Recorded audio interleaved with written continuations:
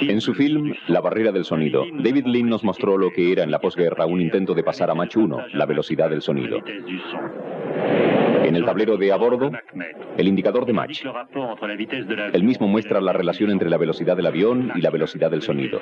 Mach 1, la velocidad del sonido. En esa época, una proeza imposible.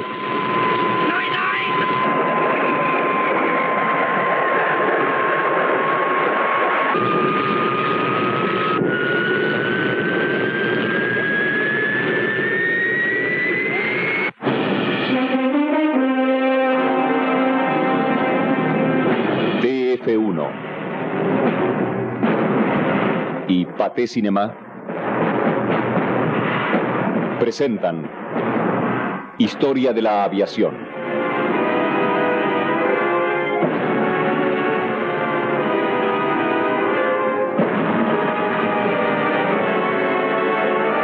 La barrera del sonido.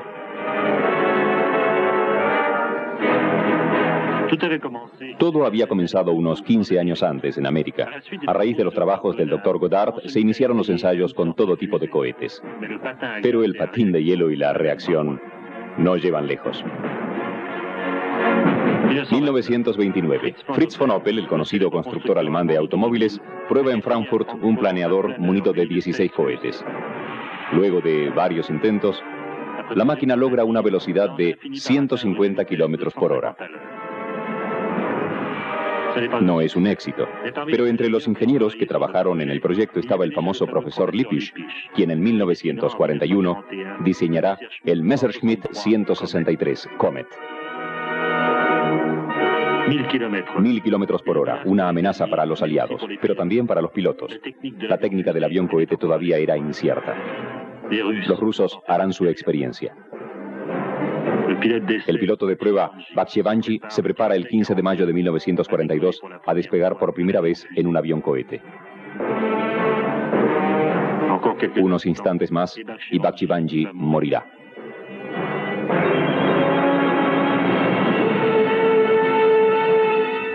Todo eso era demasiado peligroso. Había que encontrar otra cosa. Dos italianos, el constructor Caproni y el ingeniero Campini, hallan la solución en 1940. Un motor mueve una hélice que gira en el interior del avión, detrás del piloto. Se inyecta carburante en el aire de la hélice, se lo enciende, se obtiene empuje. Suficiente. Lo que se busca en el mundo envuelto en guerra es llegar a ir más rápido que el adversario.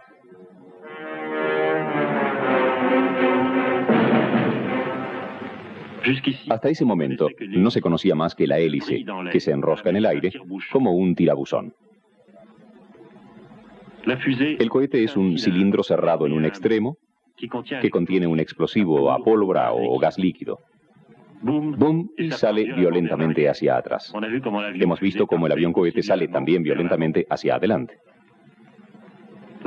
El invento clave es el turborreactor, que bien merece este pequeño esquema. Un cilindro. El aire entra por aquí y sale por la tobera. Un compresor, con aletas. Un pequeño motor que sirve para el arranque. Hace girar el compresor. Un eje hace solidario el compresor con una turbina. Entre ambos, las cámaras de combustión. Cilindros más pequeños, en los cuales se inyecta el combustible. Un sistema de encendido para quemar la mezcla de aire y carburante que pasa por las cámaras. Así es como funciona. El motor dispara el compresor. El aire pasa por las cámaras, se carga de combustible, explota.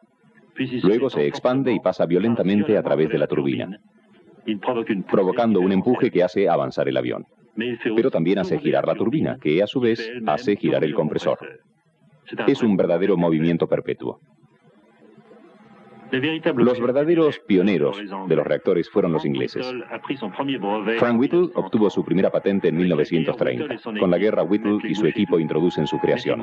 Pero esos primeros turborreactores eran todavía monstruos. La tecnología de metales que soportan altísimas temperaturas de las turbinas es aún poco conocida.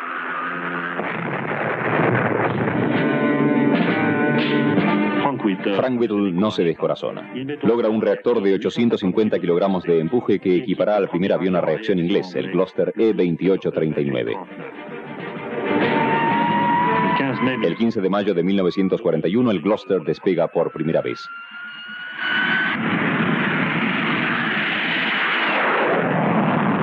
Su potencia es demasiado débil. No pasa de los 450 kilómetros por hora. Es rápidamente abandonado. Recién un año más tarde, despegaba el Messerschmitt 262, el 28 de julio de 1942.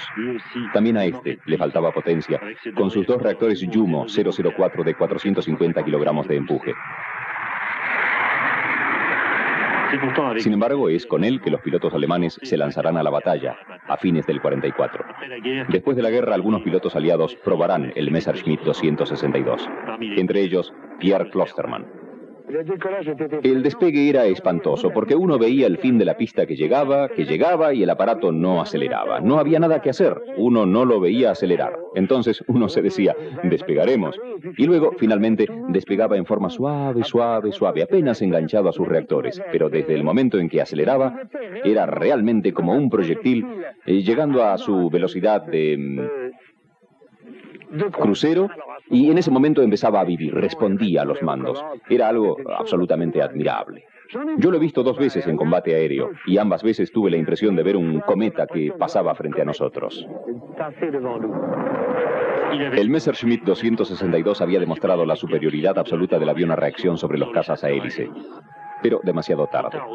También fue demasiado tarde para el Gloster Meteor, el primer caza inglés que entró en servicio a comienzos de 1945. Pero repentinamente el Gloster Meteor marcará un hito en la historia de la aviación. El 7 de noviembre de 1945 bate el récord mundial de velocidad. 976 kilómetros por hora, 250 kilómetros por hora más que el récord precedente de antes de la guerra. Ese es el gran salto hacia adelante de la aviación a reacción.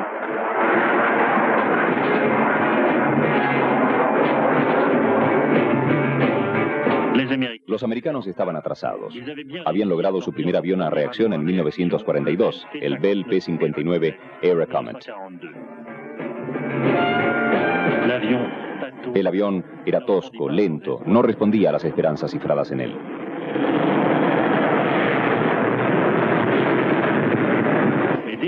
Pero a partir de junio de 1944 aparece el Lockheed P-80 Shooting Star, la estrella fugaz. Bate el récord de velocidad del Meteor, 1003 kilómetros por hora.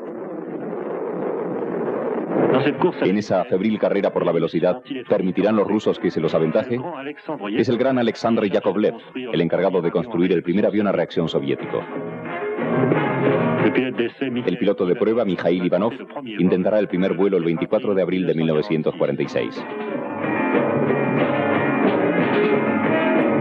Es el Yak 15, un Yak 3 con un reactor alemán Jumo 004 debajo del fuselaje.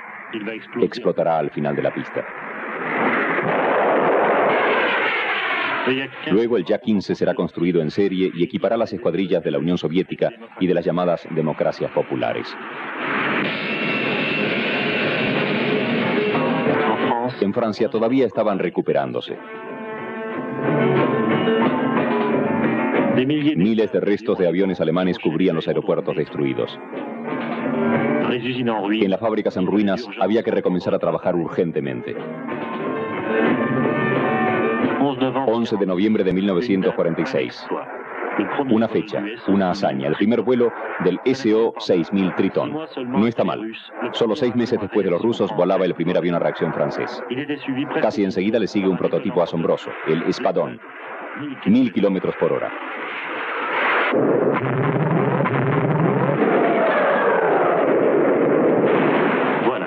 Era la era de la reacción. Ahora se empezaba a pensar en la barrera del sonido. ¿Qué es? Una barrera que encontraban los pilotos cuando volaban a más de 1000 kilómetros por hora. El sonido se propaga a razón de unos 1220 kilómetros por hora. Cuando el aparato se acerca a esa velocidad, comienza a temblar, a vibrar. Los comandos se endurecen. No se sabía por qué. Hoy se sabe. Alrededor del avión se produce una onda de choque. En aquella época se intentaba entenderlo. Para ello había que poner manos a la obra, probar aviones cada vez más veloces. Los ingleses fueron los primeros en enfrentar la barrera del sonido, con el de Havilland DH-108 Swallow, la golondrina, un aparato experimental.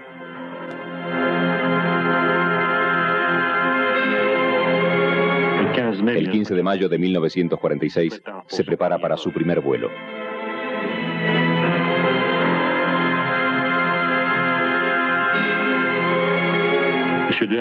El señor de Havilland es uno de los constructores de aviones más famosos del mundo, pero no puede evitar la aprensión cuando el piloto de prueba se sube a esa máquina desconocida. El piloto de prueba es su hijo, Geoffrey. De Havilland había tenido dos hijos. El primero se mató con el prototipo del Mosquito. El segundo, Geoffrey de Havilland, se matará con el DH-108 sobre el Támesis el 27 de septiembre de 1946. ¿Qué sucedió entonces? De Havilland hace construir otro avión para otro piloto de pruebas, un héroe de la guerra, John Cunningham. ¿Qué habrá sentido Cunningham? ¿Qué habrá pensado el padre en ese entonces? Su padre, el fundador de la compañía de aviones de Havilland, era un hombre excepcional que aceptó la muerte de Geoffrey como uno de los muy duros pasos que había que dar si se estaba involucrado en el desarrollo de la aviación pionera. Los americanos habían decidido ser los primeros en franquear la barrera del sonido. Construyeron un avión cohete, el Bell X-1. Para economizar carburante, despegaba suspendido bajo un B-29. 14 de octubre de 1947, a 5.000 metros por encima de la base de Muroc, en California, suena una señal en el B-29. El piloto del X-1 debe introducirse en su máquina. Tiene 24 años. Se llama Charles Yeager. Chuck, para los compañeros. Es un hombre del sur, un virginiano. Un antiguo piloto de caza, logró 12 victorias. Fue derribado y salvado por la resistencia francesa. Se desliza en el estrecho habitáculo del avión. No tiene asiento eyector. Sí, realmente en esa época había que tener mucho coraje para dedicarse a esa profesión. Con un nudo en la garganta, Chuck Yeager espera el momento fatídico, el momento del desprendimiento. Y salió. El avión dispone de 2 minutos y medio de carburante. Hay que tener reflejos rápidos. Chuck Yeager enciende sus 4 cohetes. Un impulso de casi 3 toneladas lleva el Bell X-1 a 8.000 en 1 minuto. Y ahora, desde la Tierra no se ve más que la fina traza de condensación. Repentinamente se oye un ruido desconocido. Por primera vez se escucha la detonación del cruce de la barrera del sonido. Chuck Yeager desciende en vuelo planeado y hace un tonel, como en los tiempos de piloto de caza. Un tonel de victoria.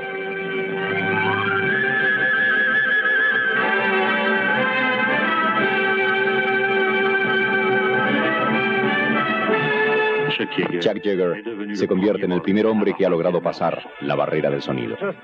Chuck Yeager, ¿qué pasó? ¿Usted se despertó y cantó "Soy el primer hombre que superó la velocidad del sonido"? No. No se piensa así. Cuando saltó el indicador de Mach, señalando que la onda de choque había pasado sobre el avión, solo tuve la sensación de un logro, eso es todo. Porque era un programa muy difícil y aunque no tenía miedo, estaba un poco preocupado por el avión, de perder su control, porque se había dicho que podía darse vuelta o picar fuertemente. Cuando salí de la velocidad supersónica, tuve una gran sensación de alivio realmente. El primer europeo que pasará la barrera del sonido será el inglés John Derry, el 6 de septiembre de 1948. John Derry, el más joven y el más simpático de todos los pilotos de prueba. 4 años más tarde, exactamente, repetirá su hazaña en público, en Farnborough, el 6 de septiembre de 1952. Delante de cientos de miles de espectadores, John Derry despega a bordo de una versión con alas en forma de flecha del famoso de Havilland Vampire. La técnica de pasar la barrera del sonido en esa época es siempre la misma. Y es John Derry quien la explica por micrófono. Primero subo muy rápido, lo más alto posible, me balanceo en picada, llego a la velocidad del sonido, ¡atención! Y el avión de John Derry estalla.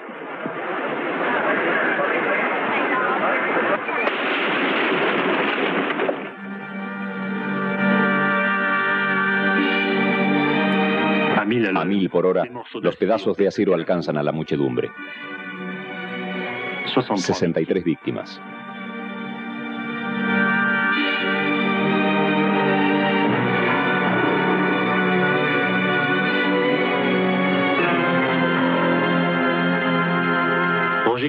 Roger Carpentier, el 13 de noviembre de 1952, será el primer piloto francés que pase la barrera del sonido a bordo de un Mystère.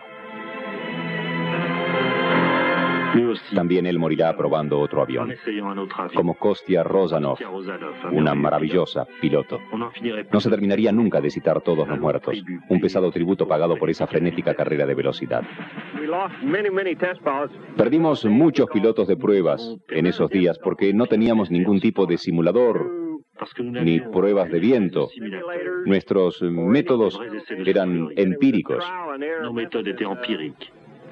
Creo que perdimos unos 18 pilotos. Todas las avenidas y las pistas de la base llevan sus nombres. Y entonces el mundo entero se esforzará por conocer mejor las reacciones de los aviones y sobre todo de los pilotos. Prueba inglesa, un voluntario se transforma en conejillo de indias. Se lo instala en una centrífuga, sometido a aceleraciones inusitadas, las mismas que hallará en las maniobras a altísimas velocidades. La G es la medida de la aceleración. Un G es la atracción terrestre normal. A 5G, el piloto pesa 5 veces su propio peso. Prueba americana. Es increíble lo que el cuerpo humano es capaz de soportar.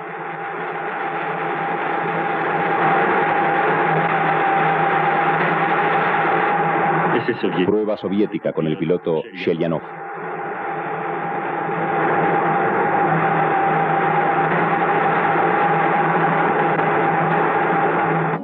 Resultado de todas estas pruebas, los pilotos serán prontamente equipados con trajes especiales para protegerlos.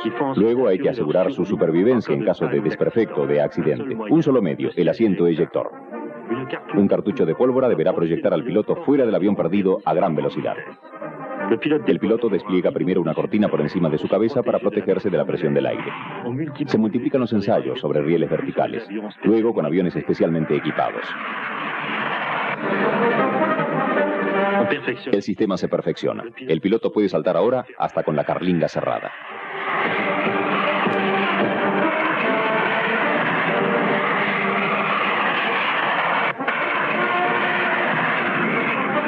Y aún desde un avión en vuelo invertido.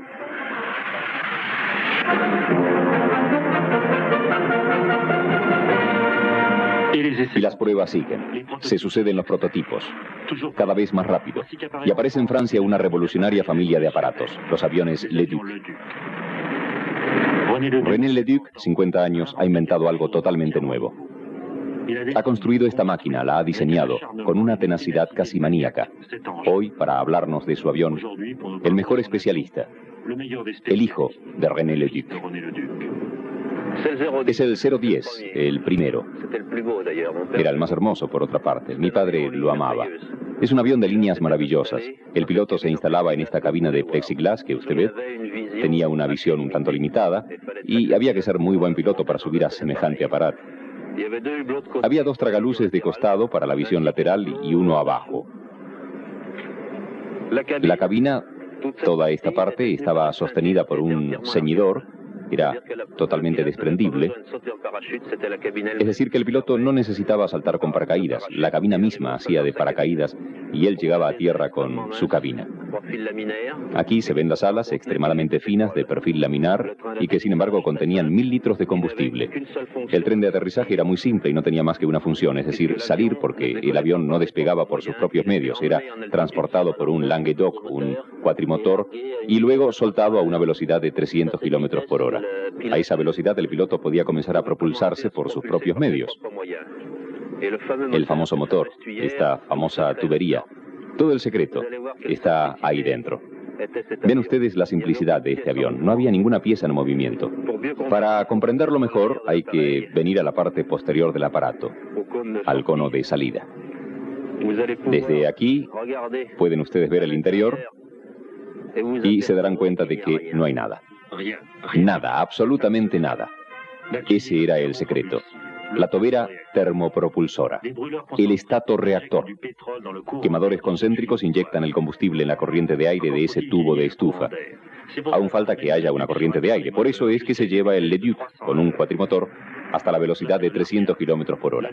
Allí se lo suelta y se enciende el combustible en el tubo. Se obtiene un impulso, un empuje instantáneo de cerca de 2 toneladas. El avión se lanza en el cielo, 900 kilómetros por hora.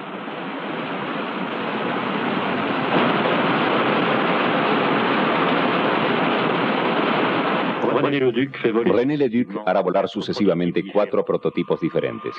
Luego, para liberarse del avión portador, construirá el 022, a reactor y tobera termopropulsora.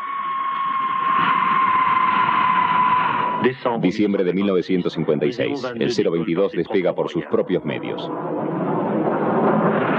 ¡Qué avión magnífico! Altamente supersónico, hubiera podido dar el avance definitivo a la aviación francesa. Pero se encontró con un gobierno que decidió abandonar el avión. Para Leduc era el fin. Sus 2 hijos y su esposa estaban con él cuando recibió la carta del secretario de Estado del Aire, el 15 de febrero de 1958, anunciando la terminación de las pruebas. Ah, señor, fue horrible. Yo creo que eso, realmente eso, lo mató. Papá hablaba del fin de su vida. Así nos decía, y eso lo ponía muy triste. Él me decía, ya ves, en la vida técnica es como en todo lo demás. Siempre son los microbios los que ganan.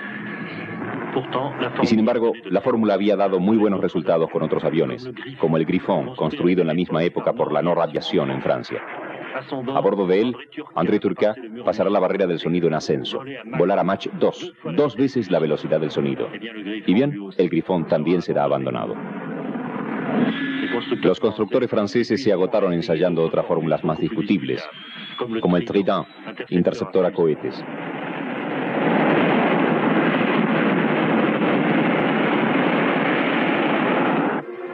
Durante ese tiempo, los americanos continuaban con su serie X. El Bell X-2, el 23 de julio de 1956, llegó a 3.000 kilómetros por hora. La barrera del calor. A esas velocidades se deforman los revestimientos, comienza a fundirse el metal. El Douglas X-3, Stiletto, la daga voladora, 3 veces supersónico. El Northrop X-4 intenta la fórmula de los aviones sin cola.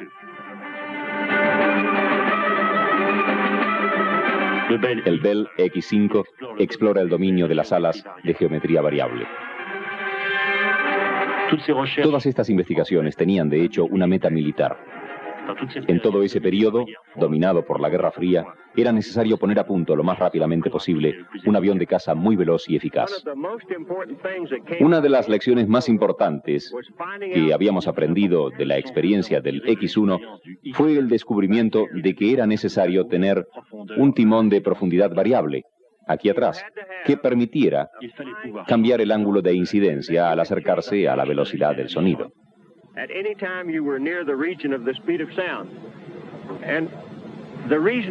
Y digo que es muy importante porque durante la guerra de Corea nos dimos cuenta de eso y construimos los cazas Sabre, los F-86, con ese sistema.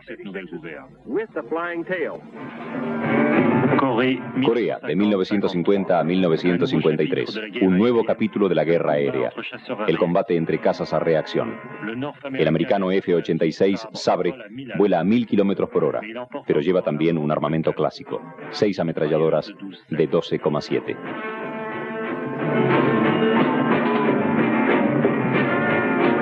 Lo interesante para la historia es que los pilotos de la guerra anterior, que habían combatido a los Messerschmitt o a los Zero, se reencontraban en Corea. Tal es el caso de Francis Gabreski, el as de la guerra, 28 victorias, que retoma el servicio. Y cosechará otras 6 victorias. Era un tipo de guerra totalmente distinto. Cuando se atacaba de frente, cosa que sucedía a menudo, si uno decidía girar alrededor del enemigo, insumía alrededor de 45 kilómetros hacer ese giro a una altura de más de 1000 metros. Sin embargo, la fase final del combate era siempre la misma. A 1000 mil por hora, los sabres se encontraban a la cola de sus adversarios y disparaban sus ametralladoras, como antes. Los sabres derribarán así 700 MiG-15, los cazas de fabricación rusa, a cambio de solo 80 sabres derribados. ¿Por qué semejante superioridad? ¿Eran tan superiores los americanos y sus aviones a los enemigos? Había pilotos chinos, pero también instructores rusos. En efecto, una vez que fui atacado fueron instructores rusos, evidentemente, porque eran muy agresivos y no hicieron más que una pasada de ataque y luego se escaparon. ¿Usted afirma que hubo pilotos rusos en Corea? Sí, había pilotos rusos en algunos aviones que encontramos. No eran todos norcoreanos o chinos. Por otra parte, en ciertas frecuencias de radio se escuchaban conversaciones en ruso. Tanto como para los americanos, también para los pilotos rusos, Corea fue un campo de pruebas.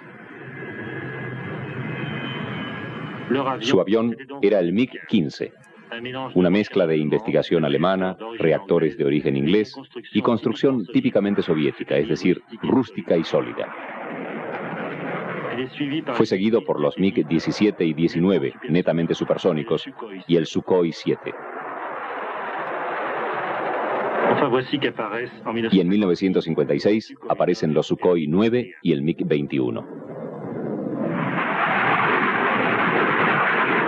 Vuela a Mach 2, el MiG-21, un aparato notable. Fue presentado oficialmente a Khrushchev por el constructor del avión, Mikoyan.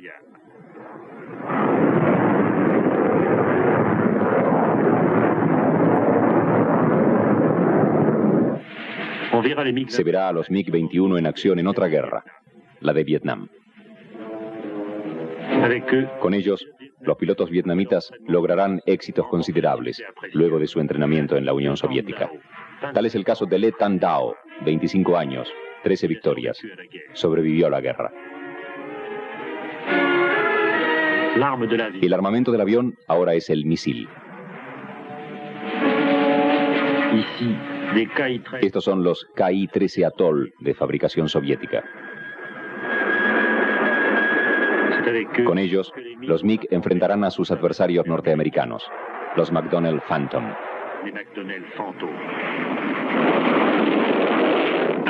Un combate, a 2000 por hora. El Phantom ha detectado su blanco por radar. A 2 kilómetros del enemigo dispara un cohete Sidewinder, un aparato diabólico. Ávido de calor, se precipita hacia las llamas de la tobera de los aviones adversarios.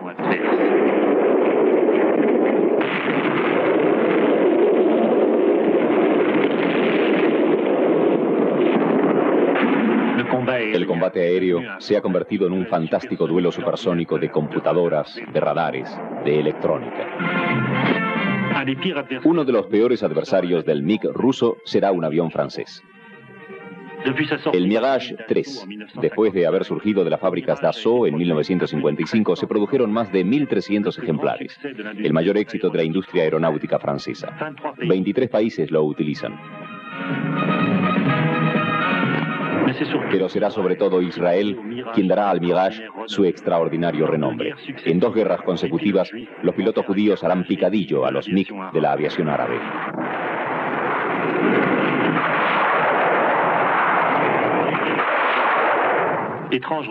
Extraño encuentro. El de una frágil joven y este terrible avión. Jacqueline Auriol, un día a bordo de este Mirage, quiso batir el récord mundial de velocidad sobre 100 kilómetros en circuito cerrado. Eastwood, 14 de junio de 1963. Es la última tentativa de Jacqueline Auriol por lograr el récord. El último episodio de una lucha de 10 años contra su gran rival americana, Jacqueline Cochran. Jacqueline Auriol. En 1949 fue víctima de un espantoso accidente. Un año de hospital, una serie larga y penosa de operaciones. Pero no abandonó. Se convirtió en piloto de pruebas. Un club muy cerrado, reservado para hombres. Los hombres. Estos la rodeaban atentos, a su servicio. Todo un equipo que la adoraba. Los del centro de vuelos de prueba, los mecánicos, los especialistas, los ingenieros de prueba.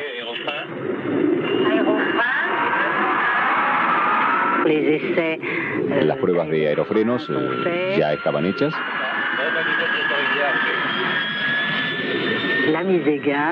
La puesta de los gases. La puesta de los gases está completa. La postcombustión. Y soltar los frenos.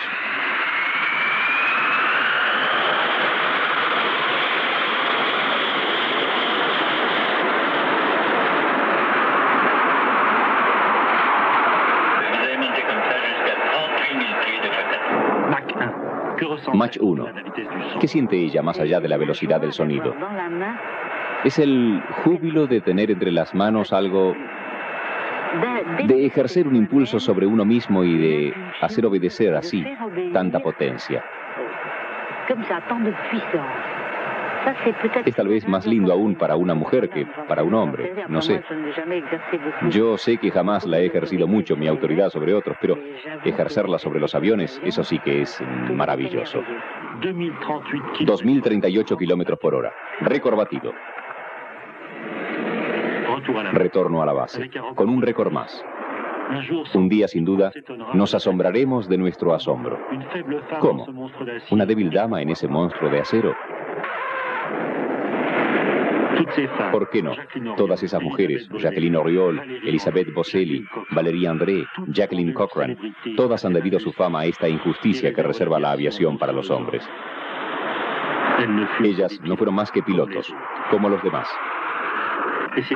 Y eso es lo que pensaba Jacqueline Auriol cuando rodaba hacia el estacionamiento. Ella actuaba y pensaba como profesional, como piloto, nada más.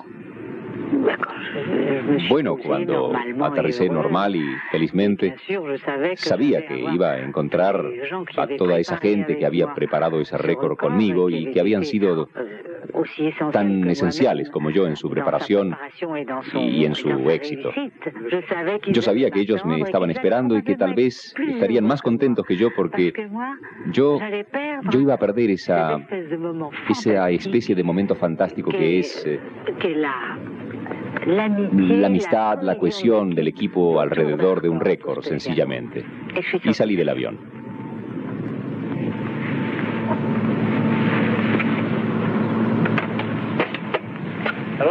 Y entonces los encontró así, a todos.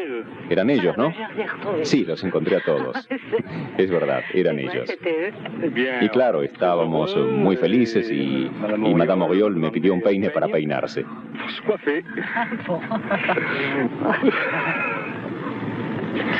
Fue un alivio porque uno siempre le teme a esa pequeña cosa que puede impedir seguir con los vuelos hasta lograr el récord. Nos sentíamos aliviados porque después de todo el trabajo, bueno, es una gran satisfacción porque después de todo todos habíamos participado, tanto unos como otros, para lograr ese récord. Es decir, ¿qué hubiera hecho yo sin ustedes? Nada, no hubiera hecho nada, seguramente. ¿No le parece a usted que ella es un poco demasiado modesta en todo lo que dice? Sí, es muy modesta. Jacqueline Auriol, entre los mejores pilotos del mundo.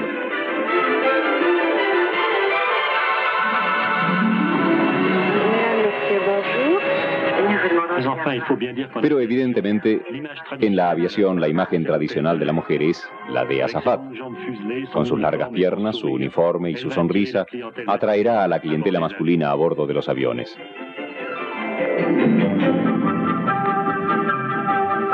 Esos aviones serán, inmediatamente después de la guerra, primero los Douglas DC-4 y DC-6. Luego los Constellation, toda una época. La de los primeros viajes largos a New York, del Parisien especial, el sueño de los años 50.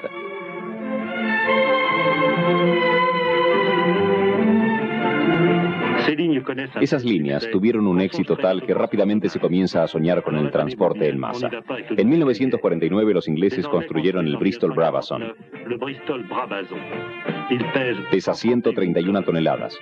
Se requieren 8 motores de 2.500 caballos para impulsar la enorme máquina. Es un problema de la época, no hay motores bastante poderosos. El Brabazon será rápidamente abandonado. Una catástrofe financiera.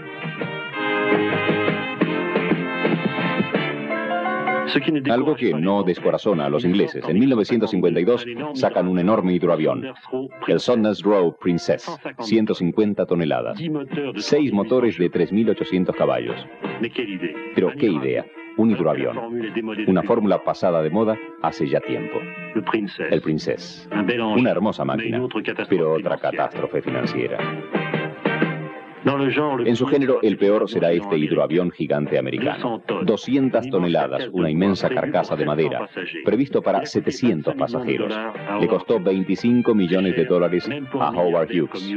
Es caro, aún para un millonario como Hughes, quien piloteará por primera y última vez su increíble máquina. Un vuelo de 2.000 metros, es todo. Desde hace 30 años, el Hughes 200 se pudre en un hangar.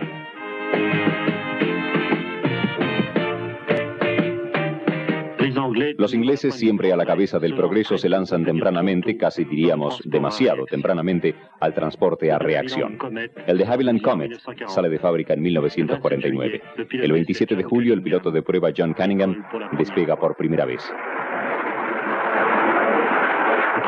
Después de 3 años de pruebas meticulosas, el avión está listo. Las grandes compañías aéreas del mundo lo piden. La BOAC, línea internacional británica, pone 9 Comets en servicio a partir de 1952. Vuela a 800 kilómetros por hora. Es un triunfo. Pero, un año más tarde, un Comet se estrella en Calcuta. Otro en Roma. Un tercero cae al Mediterráneo.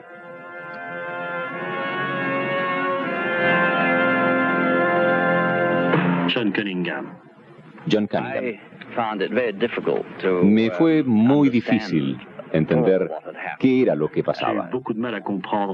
Habíamos hecho tantas pruebas de estructura antes del primer vuelo del Comet. Y en el programa de pruebas, nuestros aviones estaban realmente a punto.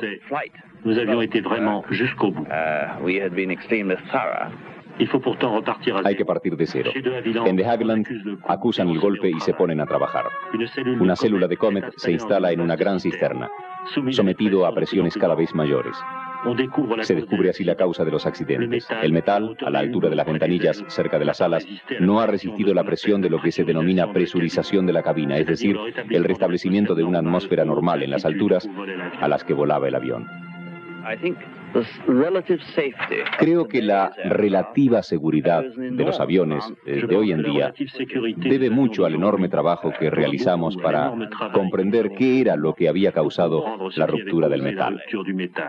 Todos los aviones construidos desde entonces, ya sea en Inglaterra, en Europa o en los Estados Unidos, se han beneficiado por lo que enseñaron esos accidentes. ¿A qué se refiere con relativa seguridad?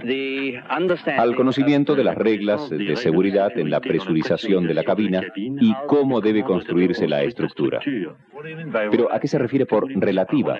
Usted ha dicho relativa seguridad. Hubiera podido decir absoluta seguridad. No, es muy difícil tener una seguridad absoluta. No existe. Prefiero hablar de seguridad relativa. Los rusos ganaron el primer partido en el advenimiento del transporte a reacción. En 1955 aparece el Tupolev 104, que deja estupefactos a los occidentales por la potencia de sus reactores. Mientras que los Comet desarrollaban apenas 2 toneladas, los del Tupolev tienen casi 10 toneladas de potencia. Los rusos han tomado una neta delantera en este campo. Cabe destacar que este progreso surge de las investigaciones militares, y el Tupolev 104 conserva un aspecto un tanto extraño para un avión civil, con su trompa vidriada, en la cual el navegante parece más el apuntador de un bombardero. Y los franceses ganan la segunda ronda, con un golpe de genio, el Caravelle, que realiza su primer vuelo el 27 de mayo de 1955 en Toulouse. 2 reactores en la parte posterior del avión. Parece simple, pero es una verdadera revolución. Las ventajas de la fórmula: la estabilidad, el silencio y la elegancia. La belleza de este avión llega a todos los espíritus. Es el primer éxito de un avión comercial en Francia desde la guerra. Se construyen 271 Caravels. 35 compañías aéreas en 27 países lo utilizan en el mundo entero. Sí, un gran éxito para Sud Aviation, convertida en aeroespacial. Un gran éxito para este hombre, el ingeniero Pierre Sartre, el padre del Caravelle. Bueno, el padre, fuimos varios los padres y principalmente todos nuestros amigos, viejos amigos, el señor Escola, el señor Duguay, el señor Delamas y muchos otros que no están aquí esta noche. Entonces son ustedes el equipo del Caravelle. El equipo es aquel.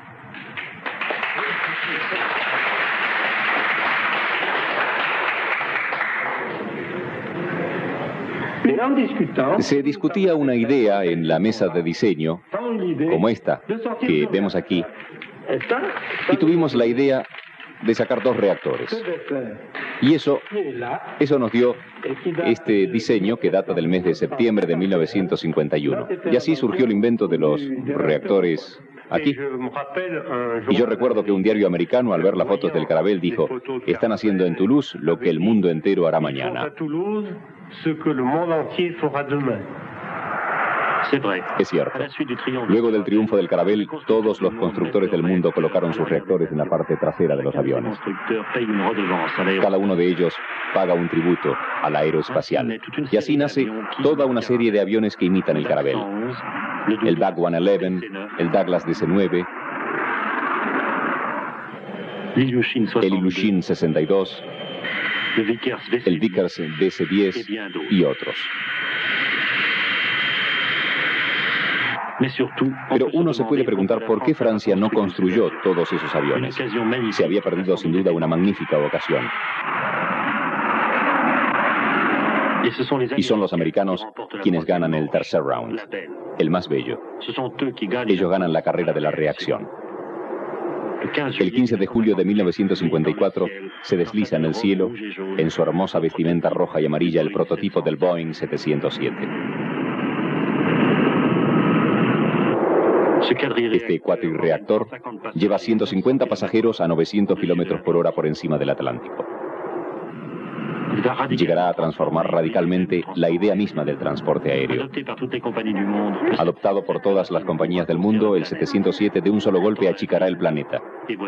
El tiempo de proyectar una película y ya estamos en New York.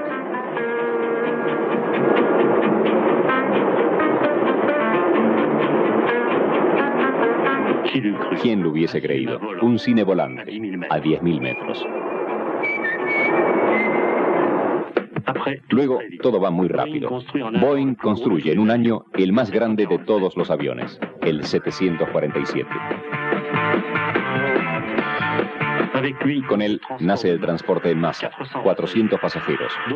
Otros jumbos los seguirán en el cielo, los DC-10, el TriStar, el maravilloso Airbus, una nueva revolución. Con todos estos aviones ha aparecido un nuevo decorado, los templos de vidrio y de acero de los años 60 en los cuales nuestra civilización de la velocidad adora al dios de los viajes.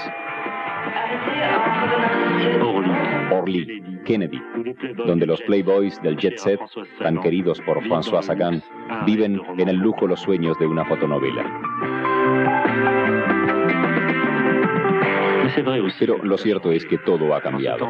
En esta época, con la llegada de la televisión, el desarrollo extraordinario de las telecomunicaciones, el mundo se ha transformado de un solo golpe.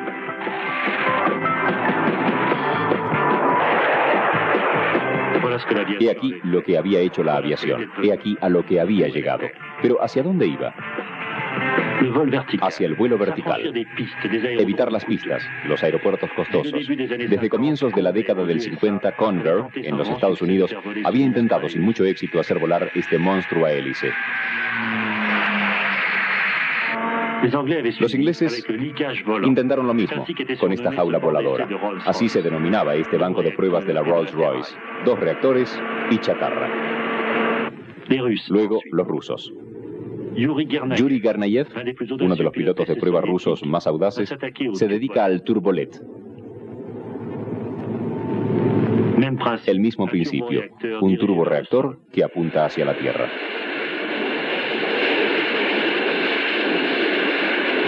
Guernayev morirá algunos años más tarde en Francia, a bordo de un helicóptero, luchando contra un incendio forestal. Las experiencias del Turbolet llevaron a los rusos a construir un caza con despegue vertical.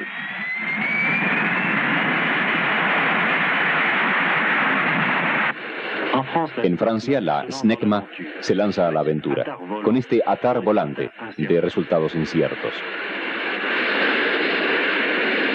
Dassault construye el Balzac, una versión del Mirage con 8 reactores verticales en el fuselaje. Una solución complicada. El aparato no llegará lejos. Los ingleses continúan, por su parte, con el Hawker Harrier, cuyos comienzos son difíciles.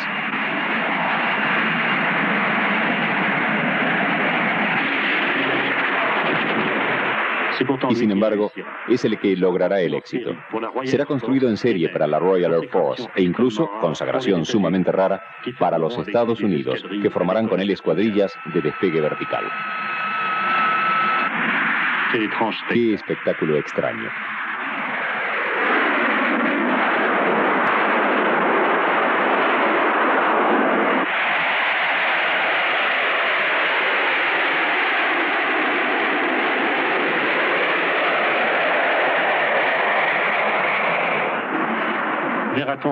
¿Veremos algún día despegar los aviones de los centros de las ciudades como este Harrier en New York?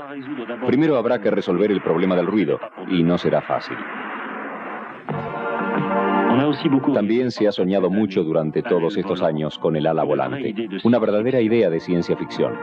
En los Estados Unidos, a partir de 1950, John Northrop construye su B-59, un bombardero con 8 reactores. Cuando uno ve en estas películas de la prueba este ala de 60 metros de envergadura que pesa 100 toneladas, uno se encuentra ante el testimonio de una extraordinaria investigación.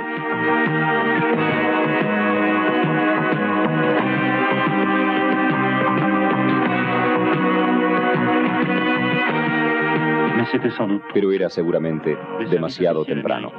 Los servicios oficiales americanos rápidamente abandonaron el proyecto, como si la idea misma los asustara.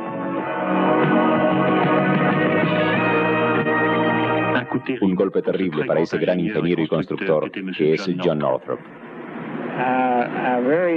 Recibimos una orden muy extraña.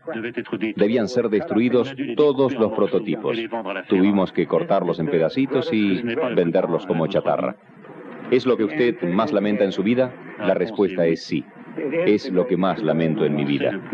Hubiéramos podido hacer un avión de transporte mucho más interesante que cualquiera de los que conocemos actualmente.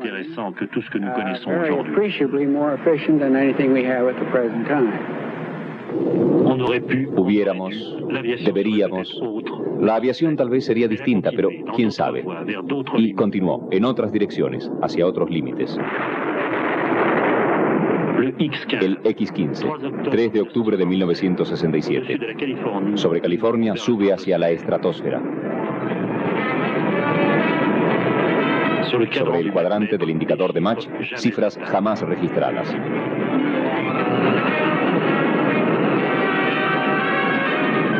...7.170 kilómetros por hora... ...108.000 metros de altitud... ...la aviación ha llegado al espacio. Mayo de 1976, una base aérea en la Unión Soviética. La mayoría de los aviones tienen la leyenda Antonov. Aviones grandes, transportes de materiales, de tropas. Está también uno de los aviones más grandes del mundo, el Ante, 230 toneladas.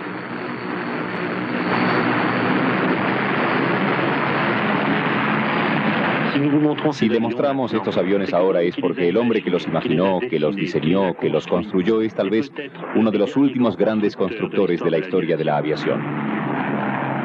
Se llama Oleg Antonov. ¿Cuántos aviones Antonov vuelan en el mundo? Alrededor de 14.000. Es extraordinario, ¿no? Usted está orgulloso, es feliz. Soy feliz, sí. Orgulloso, todavía no. Falta trabajar mucho. Esta es su más reciente creación, ¿no? Sí, es el AN-28. Es un pequeño avión ADAC. Es decir, avión de despegue y aterrizaje cortos. Sí, es muy útil.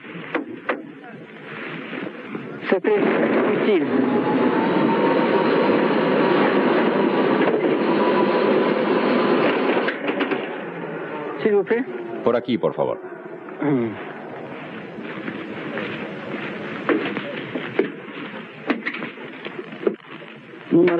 Estamos en el interior ya.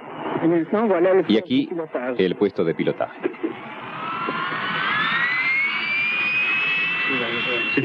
Eso es.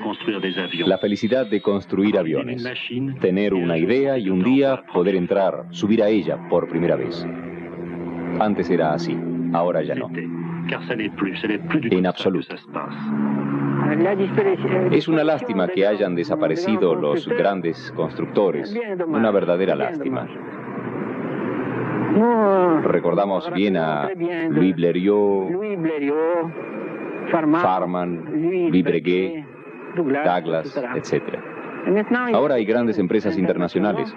No sé quién construye los aviones. ¿Quién construye los aviones hoy en día? Las computadoras. Máquinas que construyen otras máquinas. No es de extrañarse que todos los aviones se parezcan. Uno le hace preguntas a la computadora, le da parámetros y en todos los países del mundo da las mismas respuestas. Entonces, ¿cuál puede ser el último sueño de un gran constructor? ¿En qué sueña usted, señor Antonov? Con un pequeño avión de 16 caballos.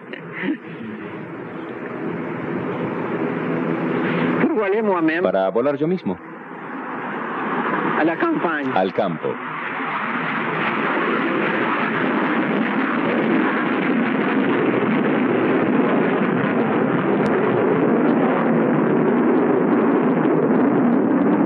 Y con menos ruido. Otro gran constructor soviético, Andrei Tupolev, terminaba su vida en su dasha, cerca de Moscú. Con su hijo Alexis, tenía aún fuerzas suficientes para dedicarse al transporte supersónico. Y el primer día del año de 1969 asistió al primer vuelo del Tupolev 144.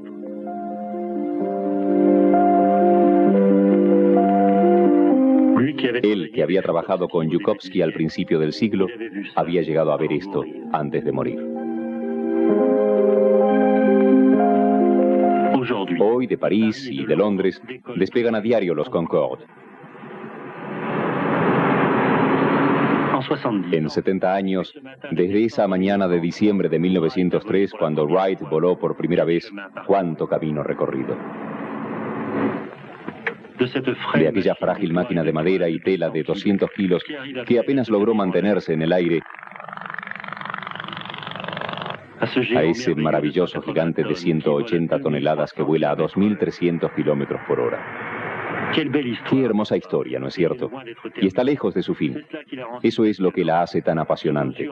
Bajo nuestros ojos, en 3 generaciones, hemos visto cambiar las formas cada vez más finas y hermosas. Hemos visto las velocidades multiplicarse por 10, por 100. En el confort y en el silencio de estas naves supersónicas, podemos soñar con lo que será mañana la aviación. Seguramente no nos desilusionará. Siempre nos asombrará.